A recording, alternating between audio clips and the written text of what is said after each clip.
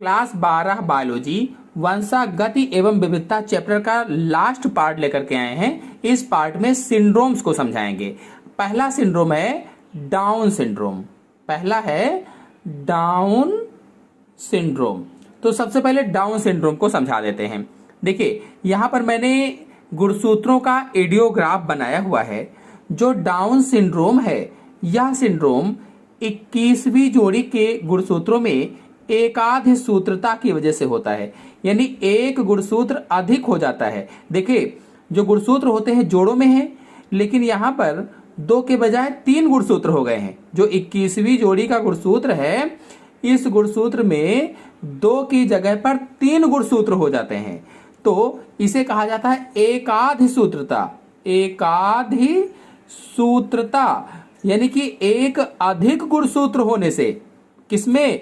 तो 21वीं जोड़ी में, 21वीं जोड़ी में एक अधिक गुणसूत्र होने से डाउन सिंड्रोम हो जाता है। देखिए पहले इसको अच्छी तरीके से समझाएंगे और इसके बाद परीक्षा में कैसे लिखें, लिखना भी आपको बताएंगे। तो ये 21वीं जोड़ी के गुणसूत्र में ट्राइसोमी के कारण आप एकाध सूत्रता को ट्राइसोमी भी बता सकते हो। ट्राइसोमी के कारण कौन सा रोग हो जाता है? डाउन सिंड्रोम हो जाता है। और इसकी खोज किसने की थी? तो आपको बता दें कि सन 1866 में एक वैज्ञानिक थे लैंगडन डाउन। इन्होंने इसको बताया था। तो अपने ही नाम पर इन्होंने इस सिंड्रोम को डाउन सिंड्रोम कह दिया, अपने पीछे का नाम लगा दिया इसके आगे, तो ये हो गया डाउन सिंड्रोम। तो 21वीं जोड़ी में ट्राइसोमी के कारण हो जाता है। आपको बता दें कि इसमें गुणसूत्रों की कुल संख्या, देखिए एक यहाँ गुणसूत्र हो गया है, तो जो गुणसूत्र होते हैं इसमें गुणसूत्रों की कुल संख्या कितनी होती है? तो 47 हो जाती है। आमतौर पर प्रत्येक कोशिका में 46 गुणसूत्र पाए जाते हैं। हर एक कोशिका में 46 गुणसूत्र होते हैं, लेकिन चूंकि यहाँ पर 2 की जगह पर 3 गुणसूत्र हो गए हैं 21वीं जोड़ी में, तो यहाँ पर 47 गुणसूत्र हो जाते हैं। और आपको बता दें कि ये ऑटोसोमिक विकार है। देखिए 22 जोड़ी तक के गुणसूत्रों में अगर कोई भी विकार होता है, 1 2 3 4 5 सब जोड़े में गुणसूत्र लिखे हुए हैं, तो 22 जोड़े तक की गुणसूत्रों में अगर कोई भी विकार होता है तो उसे ऑटोसोमिक विकार कहा जाता है। क्योंकि ये ऑटोसोम होते हैं। जो गुणसूत्र थे, गुणसूत्र 2 प्रकार के मैंने बताए थे, ऑटोसोम और एलोसोम। एलोसोम कहो चाहे लिंग गुणसूत्र कहो, ऑटोसोम को कायिक गुणसूत्र भी कहा जाता है। तो यहां पर 22 जोड़ी तक क्या है? ऑटोसोम है, तो ये ऑटोसोमिक विकार हो गया। अगर इसमें 23वीं जोड़ी में होता तो ये लिंग गुणसूत्री विकार हो जाता। और आपको बता दें कि डाउन सिंड्रोम में जो व्यक्ति होता है, व्यक्तियों का चेहरा कैसा हो जाता है? मंगोलों के समान हो जाता है, मंगोलों जैसा चेहरा हो जाता है। इसीलिए डाउन सिंड्रोम को मंगोलियन जड़ता या जड़ बुद्धिता भी कहा जाता है। चाहे मंगोलियन जड़ता कहो चाहे मंगोलियन जड़ बुद्धिता कहो, तो इसको मंगोलियन जड़ता या जड़ बुद्धिता भी कहा जाता है। आपको बता दें कि ये जिसमें हो जाता है, यानी जिन बच्चों में डाउन सिंड्रोम हो जाता है, वे 12 से 13 या 12 से 14 वर्षों तक जीवित रहते हैं। और अगर चिकित्सीय देखभाल है, डॉक्टर की देखरेख में है, तो लगभग 20 वर्षों तक जीवित रहते हैं। अगर डॉक्टर की देखरेख में है तो लगभग में 20 वर्षों तक जीवित रहेंगे। तो ये हो गया डाउन सिंड्रोम। अभी इसको कैसे परीक्षा में लिखें, लिखना भी बताएंगे। इसके पहले दूसरे सिंड्रोम को देखते हैं। देखिए अब दूसरा सिंड्रोम है क्लाइनफेल्टर सिंड्रोम। दूसरा सिंड्रोम कौन सा है? Klinefelter syndrome. तो यह जो गुणसूत्र का एडियोग्राफ आप देख रहे हैं, इसमें जो 23वां जोड़ा है, ये 23वां जोड़ा होता है। 23वां जोड़ी के गुणसूत्र हैं। तो इसमें पुरुष और स्त्री दोनों बना दिए गए हैं। अगर स्त्री का आप कहोगे तो यहां तक बनाना है, अगर पुरुष को कहोगे तो ये हटा देंगे, ये बनाएंगे। तो 23 जोड़ी गुणसूत्र होते हैं, यानी 46 गुणसूत्र होते हैं। तो 23वीं जो जोड़ी होती है, 23वीं जोड़ी गुणसूत्रों में ट्राइसोमी के कारण ट्राइसोमी के कारण क्लाइनफेल्टर सिंड्रोम हो जाता है। जो 23वीं जोड़ी का गुणसूत्र है, इसमें ट्राइसोमी यानी एक अधिक गुणसूत्र होने से कौन सा रोग हो जाता है? तो क्लाइनफेल्टर सिंड्रोम हो जाता है। आपको बता दें कि इसमें लिंग गुणसूत्र जो होते हैं, हम सभी जानते हैं 2 लिंग गुणसूत्र होते हैं, लेकिन क्लाइनफेल्टर सिंड्रोम में 2 के बजाय 3 लिंग गुणसूत्र हो जाते हैं। 2 के बजाय 3 लिंग गुणसूत्र हो जाते हैं, इसीलिए इसको ट्राइसोमी कहा गया है, ट्राइसोमी। और इस प्रकार से इसमें कुल 47 गुणसूत्र हो जाते हैं। जो क्लाइनफेल्टर सिंड्रोम है, इसमें कितने? तो 47 गुणसूत्र हो जाते हैं। और इसका कैरियोटाइप क्या होता है? XXY हो जाता है। तो इसमें जो Y गुणसूत्र है, ये वाला जो Y है, Y गुणसूत्र के कारण नर के लक्षण विकसित हो जाते हैं, नर के लक्षण विकसित हो जाते हैं Y गुणसूत्र के कारण। और जो X गुणसूत्र है, X गुणसूत्र के कारण जो वृषण होते हैं, जो जननांग इनके होते हैं, वो अल्प विकसित हो जाते हैं, अल्प विकसित रह जाते हैं।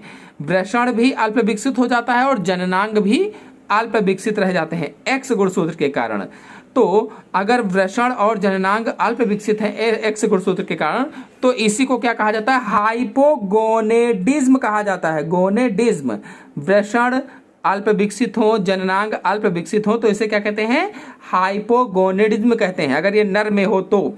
और आपको बताते हैं कि इनमें शुक्राणु जो होते हैं, शुक्राणु नहीं बनते हैं, शुक्राणु नहीं बनेंगे।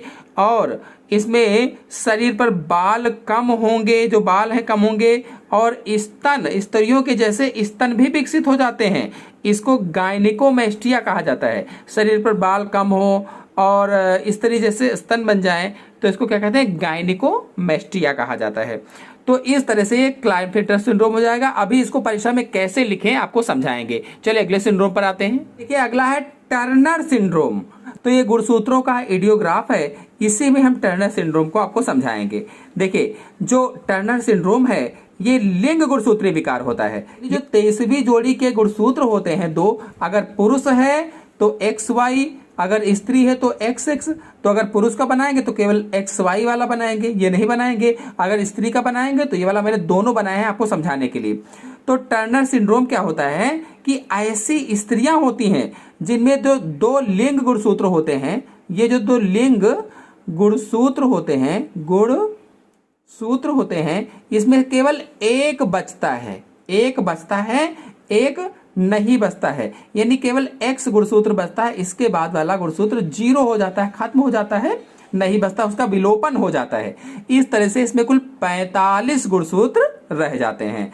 मतलब ये लिंग गुणसूत्रों के लिए मोनोसोमिक होता है, मोनोसोमिक विकार है।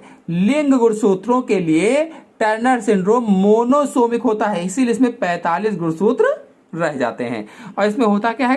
कद जो होता है, कद छोटा हो जाता है। ऐसे व्यक्तियों का कद छोटा हो जाता है।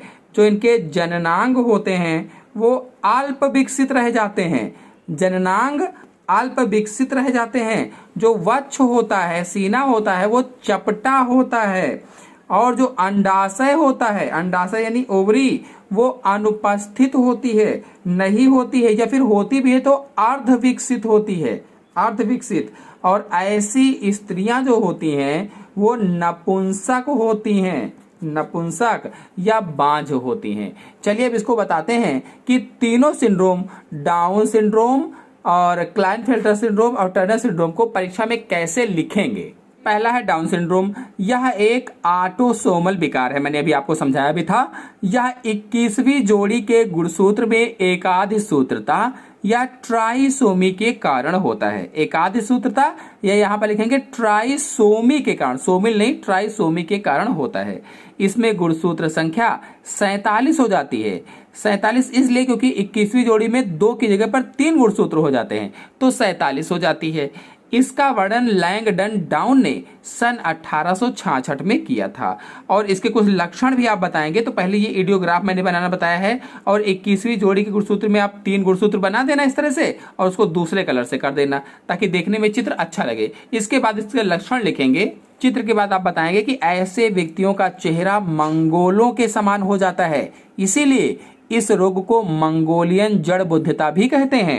इन व्यक्तियों का माथा चौड़ा, गर्दन छोटी व चौड़ी, अंगुलियां छोटी छोटी ठूंठ के समान हो जाती हैं, चेहरा चांद के समान तथा नेत्र एक दूसरे से काफी दूरी पर स्थित होते हैं, नाक चपटी, कान छोटे व गोल, मुख खुला हुआ, निचला होंठ बाहर उभरा हुआ, सब में कामा लगाएंगे, कामा नहीं लगा है, और जीभ मोटी व बाहर निकली हुई होती है।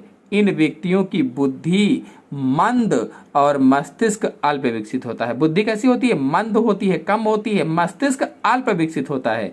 इनमें हार्निया, मधुमेह, ल्यूकेमिया या कैंसर यानी रुधिर कैंसर ल्यूकेमिया को कहा जाता है, आदि रोग होने की संभावनाएं हो जाती हैं। तो ल्यूटेमिया ने ल्यूकेमिया है। फिर अगला है क्लाइनफिल्टर सिंड्रोम। यह सिंड्रोम लिंग गुणसूत्र के लिए ट्राइसोमी होता है, यानी जो लिंग गुणसूत्र होते हैं, 23वीं जोड़ी के गुणसूत्र होते हैं, उसमें 3 गुणसूत्रों के कारण हो जाता है। इसमें कुल 47 गुणसूत्र होते हैं। इस सिंड्रोम में पुरुष व स्त्रियों के लक्षणों का मिश्रण होता है, यानी स्त्री पुरुष के लक्षण मिक्सचर हो जाता है। इसमें XXY लिंग गुणसूत्र होते हैं। Y गुणसूत्र के कारण इनका शरीर लंबा व सामान्य पुरुष जैसा होता है, लेकिन अतिरिक्त X गुणसूत्र के कारण इनके जननांग अल्प विकसित होते हैं। इनमें शुक्राणु नहीं बनते, अतः ये नर कैसे होते हैं? बंधे होते हैं। स्त्रियों के समान इनके चेहरे व शरीर पर बाल कम होते हैं। इनमें से स्त्रियों जैसे स्तन भी विकसित हो जाते हैं, यानी इनमें स्त्रियों जैसे स्तन भी बन जाते हैं। सन 1942 में HF क्लाइनफेल्टर ने इस प्रकार के असामान्य पुरुषों का वर्णन किया था।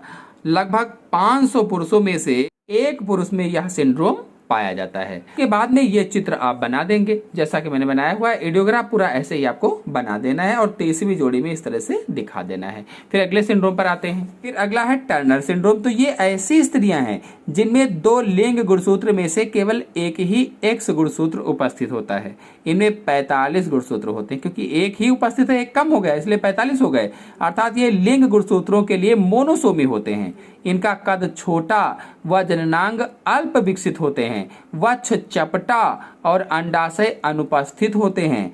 ऐसी स्त्रियां नपुंसक या बांझ होती हैं। लगभग 25,000 बालिकाओं में से एक इस रोग से प्रभावित होती है। और इसके बाद में वही एडियोग्राफ बना देना है आपको जैसा कि अन्य में बनाया गया है। और 23वीं जोड़ी में यहाँ पर एक लोप कर देना है, खत्म कर देना, विलोपन कर देना है। एक ही X गुणसूत्र बचेगा, एक 0 हो जाएगा। तो इस तरह से, तो इस प्रकार से आज का वीडियो आपको अच्छी तरह से समझ में आ गया होगा। समझ में आ गया हो तो वीडियो को लाइक कीजिए, अपने दोस्तों में शेयर कीजिए। चैनल पहली बार आए हैं, चैनल को सब्सक्राइब भी कर लीजिए। धन्यवाद।